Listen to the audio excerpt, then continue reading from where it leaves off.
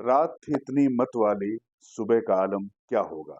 मुगले आजम का ये जो गीत है बिहार विधानसभा के लिए, फिलहाल इसको मैं कुछ ऐसे कर देता हूँ कि रात थी इतनी मत वाली, अब सुबह का आलम क्या है। जिस तरीके से विधायकों को ढूंढने का दोनों की तरफ से, दोनों की तरफ आप समझ रहे हैं ना, आरजेडी खेमे की तरफ से और बीजेपी प्लस जेडीयू की खेमे की तरफ से, मतलब इंडिया गठबंधन बनाम बीजेपी गठबंधन यानी एनडीए, इनके बीच में जिस तरीके की आंख मिचौली विधायकों के बीच में चल रही थी, वो अभी 11:30 बजे के बाद स्पष्ट हो जाएगी। लेकिन उससे पहले नीतीश कुमार को बहुमत परीक्षण से पहले एक और दरिया पार करना पड़ेगा। वो होगा स्पीकर को लेकर।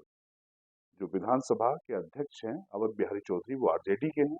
उनका क्या फैसला होता है, उस फैसले के बाद होगी बात विधायकों पर। तो पहले क्या होगा विधानसभा में, उस पर बात कर लेते हैं, फिर आएंगे नंबर पर। क्योंकि ये समझना जरूरी है कि अगर विधानसभा के अध्यक्ष के पास बहुत ज्यादा पावर होते हैं, और एसआर बोम्मई जजमेंट में सुप्रीम कोर्ट साफ कर चुका है कि बहुमत परीक्षण का फैसला सदन में ही होगा। तो सदन में स्पीकर की भूमिका यानी विधानसभा अध्यक्ष की भूमिका कितनी इंपॉर्टेंट हो जाती है, ये आपसे छिपा नहीं। तो होना ये है कि नंद किशोर यादव जो बीजेपी के नेता हैं, उन्होंने पहले ही दे दिया था एक नोटिस स्पीकर के खिलाफ, स्पीकर को हटाने के खिलाफ। तो प्रक्रिया के मुताबिक 14 दिन का पहले नोटिस देना होता है। तो पहले 10 तारीख को ये विधानसभा आहूत होनी थी, लेकिन शायद उस समय तक ये दिन पूरे नहीं हो रहे थे। अब ये कल पूरे हो पाए हैं, यानी रविवार को 14 दिन हो चुके हैं, आज 15वां दिन। तो आज 15वें दिन जैसे सबसे पहले राज्यपाल का अभिभाषण होगा, चूंकि नए साल पे सदन की शुरुआत हो रही है, तो परंपरा के तहत उसका उनका भाषण होगा। इसके बाद बीजेपी की तरफ से जो अविश्वास प्रस्ताव लाया गया है स्पीकर के खिलाफ, उस पर सुनवाई होगी।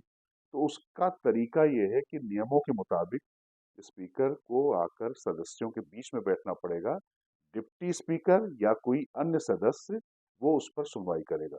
वैसे बिहार विधानसभा में पहली बार ऐसा होगा, इससे पहले कभी नहीं हुआ। जब कोई ऐसी नौबत आई है तो विधानसभा अध्यक्ष ने इस्तीफा दे दिया है।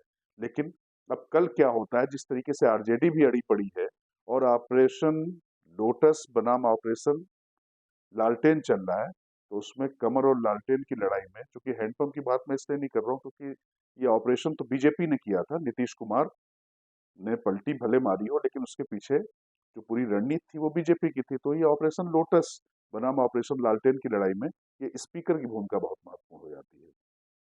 तो अब चौधरी साहब क्या करते हैं उस समय, वैसे नियमों के तहत मुझे लगता नहीं कि बहुत ज्यादा कुछ कर पाएंगे। सुनवाई होगी और इसके लिए नियम यह है कि 35 विधायक, जब आप अविश्वास प्रस्ताव ला रहे होते हैं उनके खिलाफ, तो 35 विधायकों के खड़ा होना होता है सदन में, जो उसकी मांग करते हैं। तो आप मान कर चलिए उससे ज्यादा तो खैर विधायक पहले लिख के ही दे चुके हैं।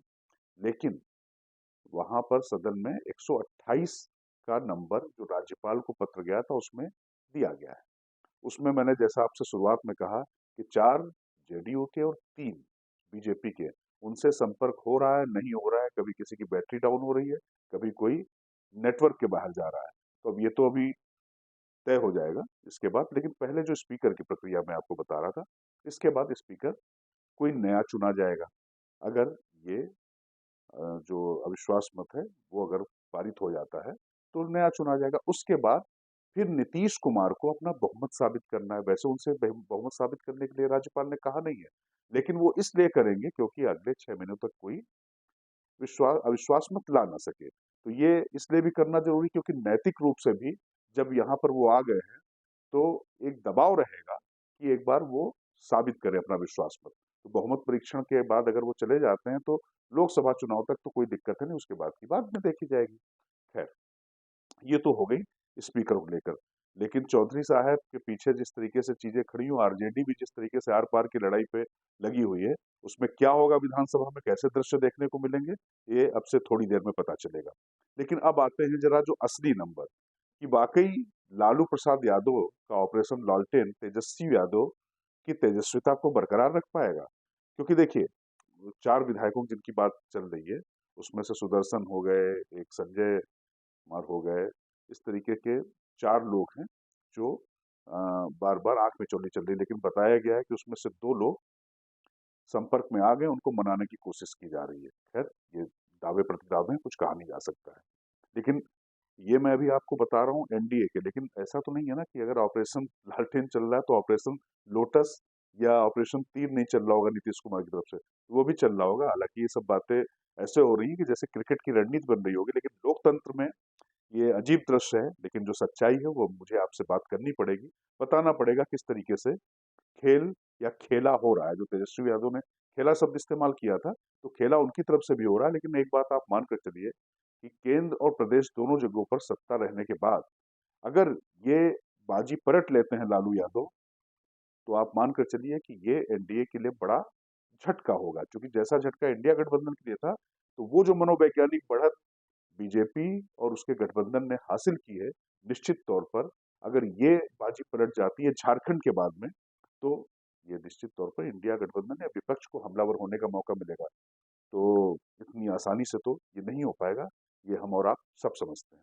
खैर, इसी तरीके से 3 जो है बीजेपी की विधायक हैं, उसमें 2 महिला विधायक हैं, काफी उनमें से एक काफी वरिष्ठ हैं, भागीरथी देवी जी हैं। और इसी तरीके से एक वर्मा हैं, वर्मा जी हैं, तो उनको अ, उनसे शायद बताया जा रहा है कि संपर्क हो गया है, लेकिन अभी वो पहुंचेंगी या नहीं पहुंचेंगी पता नहीं। इसी तरीके से एक उनके और विधायक हैं यादव जी, तो उनको माना जा रहा है कि वो बीजेपी छोड़ के जा रहे हैं आरजेडी के पास में। खैर, ये हो गई सूत्रों की बात, दावों प्रत्यावों की बात। अब से थोड़ी देर में पिक्चर बिल्कुल क्लियर हो जाएगी। लेकिन अगर ये हम मान लें कि 7 विधायक जो अभी तक के नंबर आ रहे हैं, 7 विधायक अगर नहीं आते हैं, तो चूंकि देखिए अब आएंगे तो उनको वोट करने का तो नहीं होगा। अगर गायब भी होते हैं तो भी ये नंबर होता है 121, और फिर विधानसभा में जो 242 की जो विधानसभा है, उसमें से 7 कम हो जाएंगे, उसके हिसाब से गुणा भाग होगा। लेकिन इसमें महत्वपूर्ण हो जाते हैं फिर जीतन राम मांझी। हम 4 विधायक उनके किस तरफ जाते हैं, उस पर पूरा खेल अटका हुआ है। तो हम आपको बता दें, बुलंद भारत को जो जानकारी मिली है, उसमें जीतन राम मांझी के घर नित्यानंद राय को भेजा था, जो गृह राज्य मंत्री हैं, और उनकी गृह मंत्री अमित शाह से बात होने की बात कही जा रही है। तो आप समझ सकते हैं कि अगर गृह मंत्री से बात हो गई है जीतन राम मांझी की, तो निश्चित तौर पर मांझी आज डिसअपॉइंट होंगे, क्योंकि उनको राज्यसभा मिलने की उम्मीद थी कि उनको मिल जाएगी। राज्यसभा की सूची आज बीजेपी ने जारी कर दी है। अच्छा, बीजेपी को भी पता था कि इसी समय ये होना है, विधानसभा बहुमत परीक्षण है, तो वो शायद टाल भी सकते थे, लेकिन उन्होंने कोई इस तरीके की चीज नहीं की, क्लैरिटी रखी। जब क्लैरिटी रखी है तो कुछ सोच कर ही रखी होगी, यह भी समझा जा सकता है। और जीतन राम मांझी के पुत्र फिलहाल नीतीश सरकार में कैबिनेट मंत्री हैं, लेकिन उनकी डिमांड कुछ और है, राज्यसभा की भी है, और एक और वो कैबिनेट पद चाहते हैं बिहार सरकार में। और उनका कहना है कि उनके पास मुख्यमंत्री पद तक का ऑफर था लालू की तरफ से। तो ऐसी स्थिति में हम, चूंकि वो भी नीतीश कुमार के साथ, नीतीश कुमार ने काफी कुछ उनके बारे में भी कहा था, सदन में भी खड़े होकर उनके बारे में काफी अशालीन टिप्पणी की थी, तो बहुत सी बातें हैं, तो उसको लेकर माना जा रहा था कि कुछ भी हो सकता है। लेकिन आप मानकर चलिए कि गृह मंत्री अमित शाह से अगर उनकी बात हो गई है, तो उसके बाद शायद इस तरीके की कोई हरकत नहीं होगी। चलिए, अब मान लेते हैं 7 और 4, इन 11 विधायकों पर पूरा अभी तक का जो गणित आ रहा था, वो अ, इंडिया गठबंधन की तरफ से उन पर पूरा दारोमदार था। तो हमने आपको बताया कि हम के साथ क्या हो चुका है, और उन 7 की स्थिति अभी बिल्कुल स्पष्ट नहीं है। उसमें भी 7 के 7 गायब होंगे या कुछ और होंगे, ये कल पता चलेगा। लेकिन असली खेल ऐसा, मैंने जैसे आपसे कहा था कि ऑपरेशन लालटेन के साथ साथ में ऑपरेशन लोटस भी तो चल रहा होगा ना।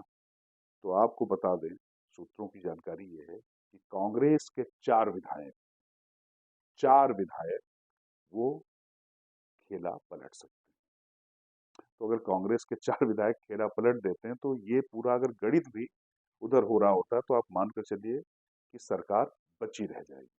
तो ये सब तो खैर संभावनाओं की बात है, ये तो देखना पड़ेगा।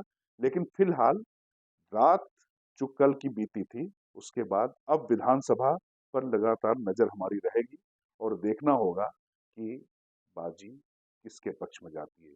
खेला तो होगा, लेकिन जीत किसकी होगी। तो बुलंद भारत टीवी के साथ आप जुड़े रहिए। बिहार विधानसभा में जो कुछ भी होगा, लाइव या समय समय पर ब्रेकिंग न्यूज आपके पास आती रहेगी। नमस्कार।